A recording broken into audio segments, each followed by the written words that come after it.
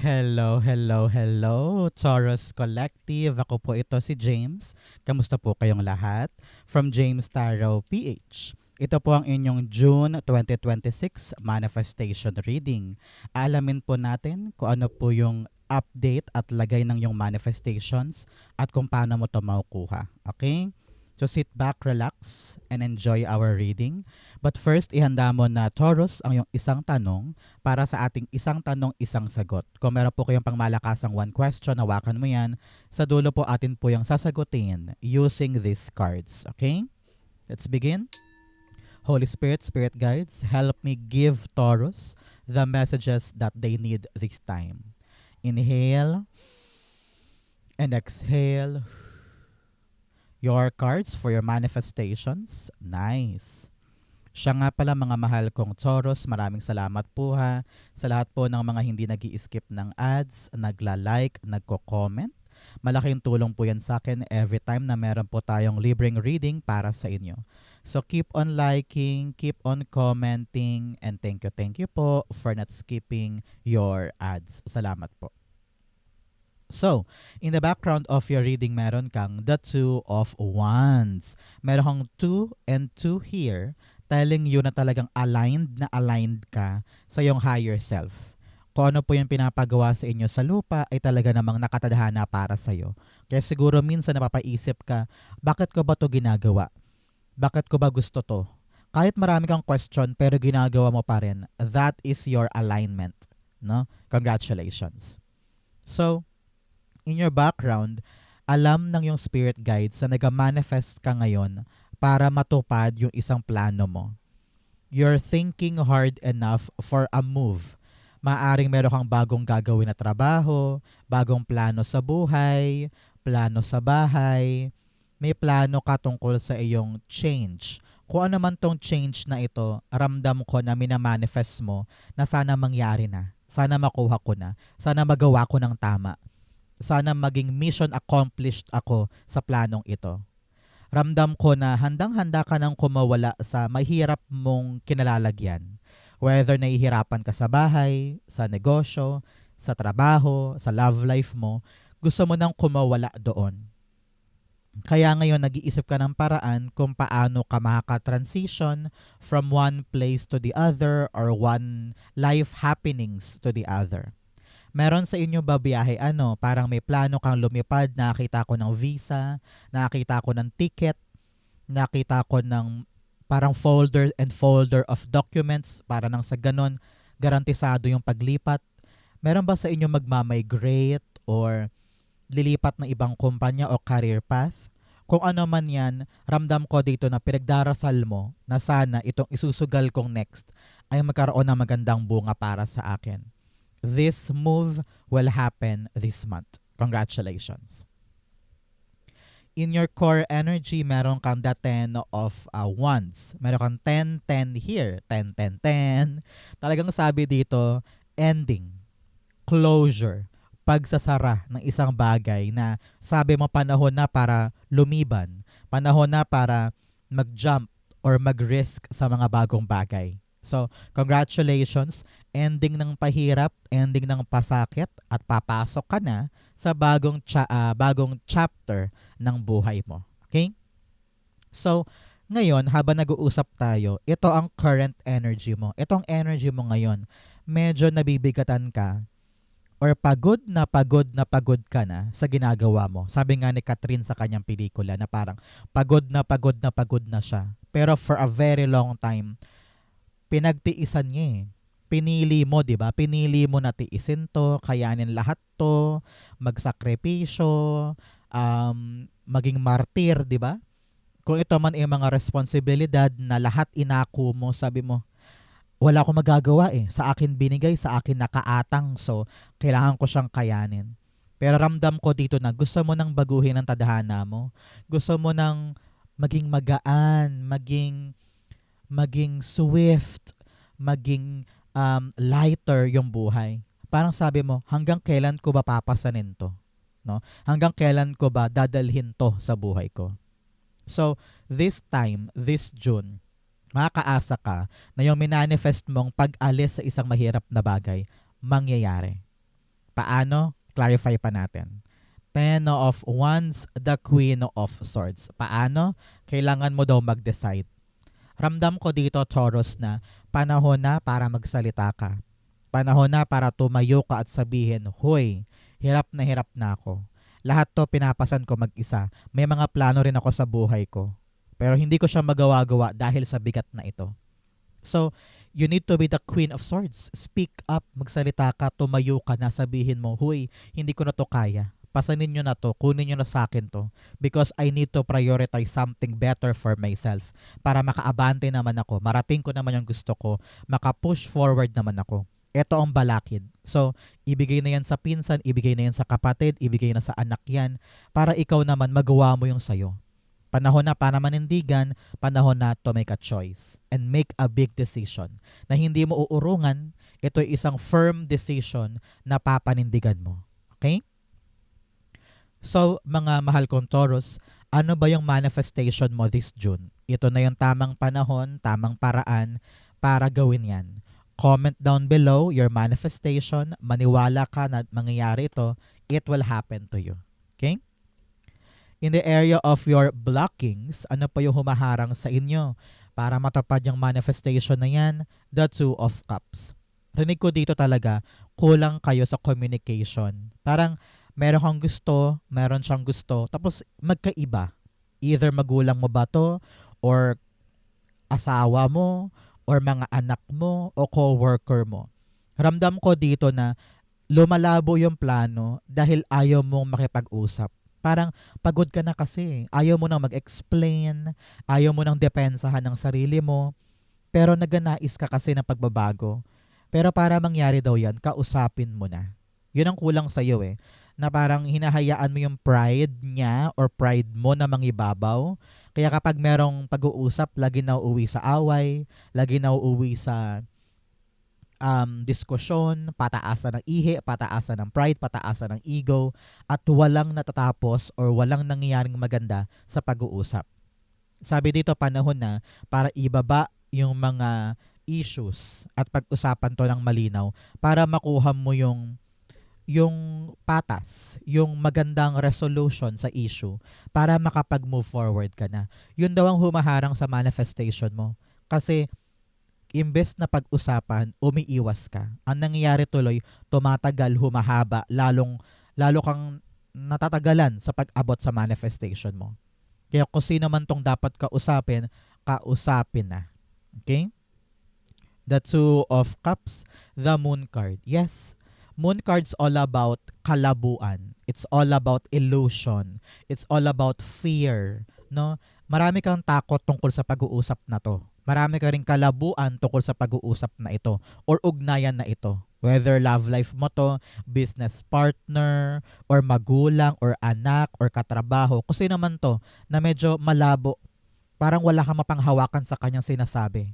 Either magkaroon kayo ng kasulatan, or magkaroon kayo ng group chat para meron kang screenshots, di ba? Na mapanghahawakan na umuo siya sa gusto mo, parang ganyan. So, buwagin natin ngayon, Taurus, yung illusion natin or yung mga kalabuan natin. We need to face this conversation once and for all. Sabi rin dito ng yung spirit guides, magtiwala ka sa iyong sarili na kaya mong dalhin ang sarili mo sa pag-uusap na yan. No? Kapag lagi mo iniisip na hindi ko ata kaya, baka siguan lang niya ako, baka paikutin lang niya ako, ay dapat maging matapang ka na ngayon. No? Nang sa ganun, makuha mo naman yung patas na gusto mo mangyari sa conversation na ito or communication na yan. Okay? Importante yan sa'yo.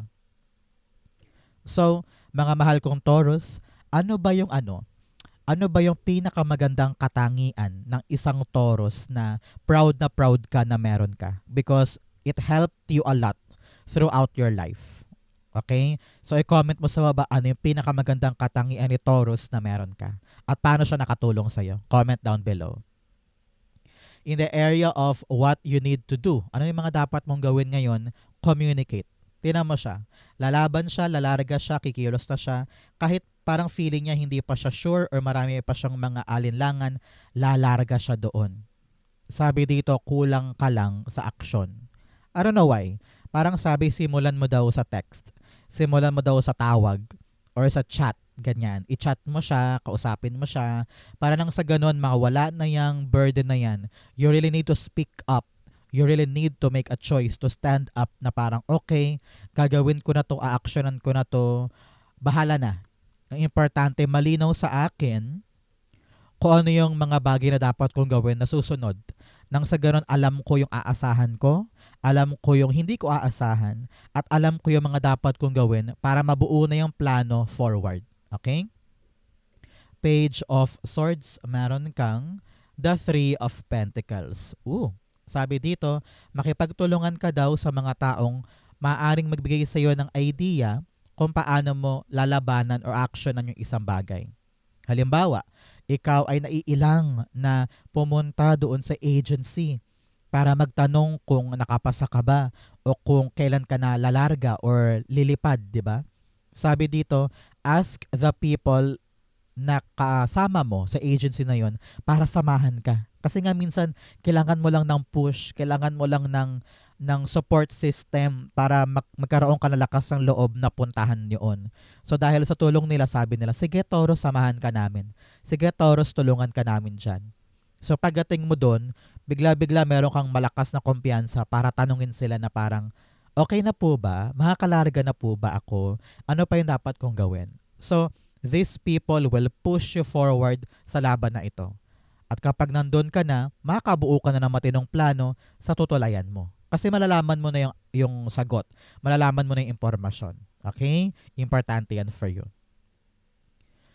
In the area of what you need to focus on, meron kang the Ace of Swords. Alam mo, sabi dito, ngayong June, kailangan daw meron kang fighting spirit. I don't know why. Ramdam ko dito na parang minsan, gusto mo nang sumuko na lang na parang ayoko na nga. Ang hirap-hirap, ang bigat-bigat, nakakapagod. Pero ilang beses tayong sinabihan ng mga cards mo na lumaban ka naman, magsalita ka na, kumilos ka na, magtanong ka na, makipag-usap ka na.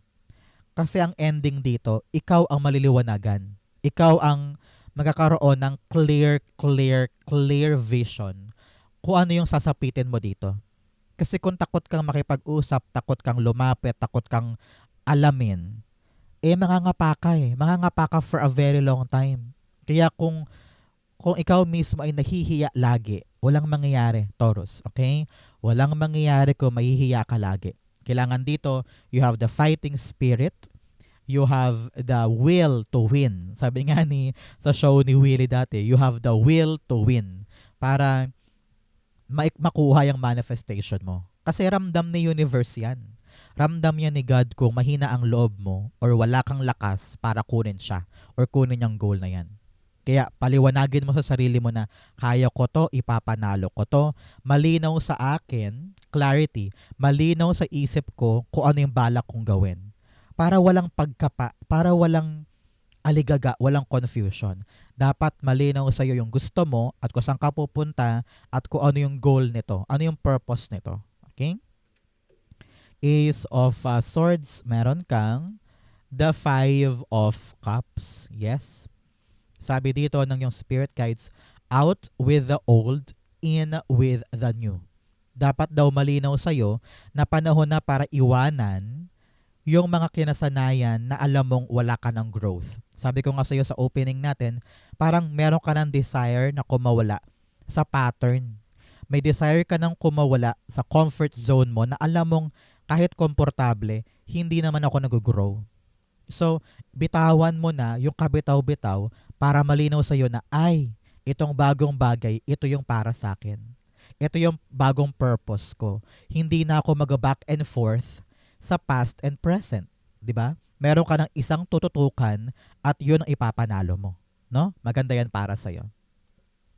In what's coming in, ano daw po yung papasok sa buhay mo this time? Meron kang great adventure, taking a risk, venture forward. Yes, talagang aabante ka sa isang magandang plano. Parang sabi mo, it's now or never. Panahon na para sumugal, panahon na para tumulay, and you are really taking on this new risk. Para kang si ngayon, Magellan. Lalarga ka sa barko para tumungo sa ibang lugar na hindi pa napupuntahan, hindi ka pa familiar or hindi ka pa bihasa, pero alam mo na panahon na para kumilos, May mga taong makakatulong sa'yo dyan, kaya communicate, go for it, and you will see na ano ba yung naghihintay sa akin sa dako paroon. Okay? In the area of your new what's coming in, ano po yung papasok sa inyo this time? The Eight of Pentacles. Merong magandang mangyayari sa line of work mo. I don't know why, parang nakita ko dito, bibigyan ka ng permit, bibigyan ka ng go signal para gawin na yung isang bagay. Meron ako nakita parang binabayaran na. I don't know why, parang babayaran ka na sa isang commissioned work or isang tinrabaho mo before. Parang ngayon mo lang makukuha yung bayad, ngayon mo lang makukuha yung konfirmasyon para gawin na siya. Parang ganun eh. Parang you are now ready to take action. Kasi alam mong hinog na hinog na hinog ka na, naghihintay ka lang talaga ng balita o naghihintay ka lang talaga ng approval or permission to do so. Pero huwag ka mag-alala, may maganda akong nakita pagdating sa tinatrabaho mo ngayon. Yung pinaghihirapan mo, naku, maganda ang bunga niyan, maniwala ka. Eight of Pentacles, tumalon, yung isa din. The Queen of Cups, yes, happy heart. Happy heart, happy life, and Six of Pentacles. Makukuha mo na yung talagang nais ng puso mo sa pinaghihirapan na ito. Wow! Naku, nainggit naman ako sa iyo, Taurus. Napakaswerte mo this time. Meron kang pinaghihirapan na sabi mo, God, kailan ko ba ito magagawa? Kailan ko ba ito ma-accomplish? Kailan ko ba ito matatapos? Alam ni God kung gaano siya kahalaga sa iyo, kung gaano nandyan yung puso mo, yung passion mo para makuha ito. And very lucky ka, ibibigay na para sa'yo. Congratulations. Very busy ka ngayon dahil sa work-related na ito. Pero alam ko naman na hindi mo siya iindahin dahil gusto mo yan, minahal mo yan. At panahon na para sa'yo to ibigay. Okay? So good luck and congrats. Busy man, pero at least fulfilled ka. Okay? In your divine messages, meron kang it's time to take action. Yes, kanina pa natin pinag-uusapan, panahon na para kumilos, panahon na to speak up, panahon na para mag-decide tungkol sa isang bagay. The time is now. Okay? In the area of your divine, meron kang the Ten of Swords. Alam mo, sabi dito, huwag tayong playing victim sa mga sinapit natin. Oo, nasaktan ka. Oo, nadapa ka. Oo, nalugi ka. Oo, nalugmok ka. Pero hindi ka dapat laging nakokontento na parang biktima ako palagi. You always need to rise up, to believe na makakabawi pa ako, to believe that I can make this, that I can reach for new milestone, na meron pa naghihintay sa akin na bago. Kapag ganun ang mindset mo, gagaan ang pakiramdam. Magkakaroon ka ng bagong pag-asa na yes, may chance pa ako. Okay? So, bangon, bangon, bangon. Huwag mo kontento na nakalugmok ka lang dyan. Ten of Swords, the Three of Wands. Napakalinaw. Sabi dito, meron kang 3-3. Sabi dito, meron daw po kayong namayapang kamag-anak na hanggang ngayon, kahit sa kabilang buhay sila, pinoprotectionan ka pa rin at inaalagaan ka ngayon. So, mamaya after watching this video, magtiri ka ng kandila, or magdasal ka bilang pasasalamat sa mga ancestors mo, sa mga kamag-anak mo sa kabilang buhay. Okay? So, Three of Wands, sabi dito, napakalinaw, may darating. May darating na matagal mong hinintay, na matagal mong inasam-asam, pero at some point parang nawalan ka na ng gana, no? Pero sabi dito, buhayin mo yung pag-asang yan dahil darating na siya. Meron kang new reason to stand up and fight for something better for you. Okay? In your fortune, meron kang staff, you will be taken care of in difficult times. Sabi ko nga sa inyo, may tutulong kapag nahihirapan, kaya panahon na para tumayo at magsalita. You also have a rat, someone working against you behind your back. Sabi dito, may mga tao talagang plastikada sa buhay. Alam ko, kilala mo yan. Kung sino man yung mga plastic at hindi totoo, panahon to para ilayo mo na ang sarili mo sa circle na yan. Okay? You also have October. Meron ba kayong special occasion, Taurus, pag October? Halimbawa, birthday ng kapatid, ng magulang, or anniversary. Kung meron po, ibig sabihin, this reading is for you. Pero kung wala naman, may milestone daw po kayo sa tuwing Oktubre. Congratulations. Isa pang message, meron po kayong solid foundation, success with effort. Sabi dito, talagang magtatagumpay ka this time. Kaya make sure na yung effort mo, talagang nandoon ka, consistent ka. Huwag uurong, huwag aatras, ibigay mo lahat ng mga kaya mo. In your fortune for the month, meron kang the death card. Death card's all about ending. Napakaswerte mo, kung ano man tong mahirap na bagay sa buhay mo, tapos na yan. No? Um, Meron ng happily ever after, no, na maririnig ka. Narinig ko dito na kung ano man tong matatapos na ito, makakahinga ka na ng maluwag at ready ka nang tumulay sa bagong bagay. Halimbawa, tapos na yung paghihintay sa visa, tapos na yung paghihintay sa update, no? So kung ano man tong natural end, makakahinga ka na parang, "Hay, salamat Lord. Salamat, salamat, salamat." Nag-end din. And then, after this ending, mabubuo yung isang magandang plano para sa mga bagong bagay. So, congratulations. Kung ano man tong matatapos sa buhay mo, nako, alam ko matagal mo tong hiniling. Death card, the Ten of Pentacles. Wow.